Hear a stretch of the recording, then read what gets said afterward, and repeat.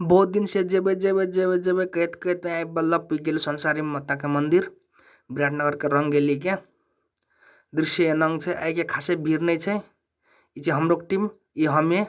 संसारी माता के पूजा करे प्रत्येक के डल्ला सला लेके टांग हाथ धुआ के हमरो के मंदिर से ढुकले भिर गेलू। मंदिर जाई छी भीतर में कनिया भीड़ छे वहां से हमरो कनिकरा इंतजार करबे कहली र इंतजार करली त कनिकरा आदमी सब पूजा करल भे गेल छले। तब हमरो के घंटी संटी बजा के आप कहली भीतर ढुकबे र पूजा शुरू करबे हमरो के। तोरो के दर्शन करली कि नहीं करली संसारी माता के फेरो दर्शन कर लिए संसारी माता के। अब हमरो के मंदिर के भीतर ढुकलियो भीतर ढुक गेलियो त अब 2-3 जना अगाड़ी में छलो लाइन लागल छलो हमरो पूजा करेले कहली सब चीज तैयारी कर छिटो छिटो पूजा करे पड़ते के हमरो के संसारी में दर्शन कर सकले पूजा आजा कर सकलियो। भीड़ त खासे नहीं छला के कल हम लोग छिटो चले आल छली त और दिन भीड़ रही छ अरे उनता के छठ पूजा छ वहां से भीड़ कम छले होला लक्षिता एने से ओने दौड़ल फिरे से देखते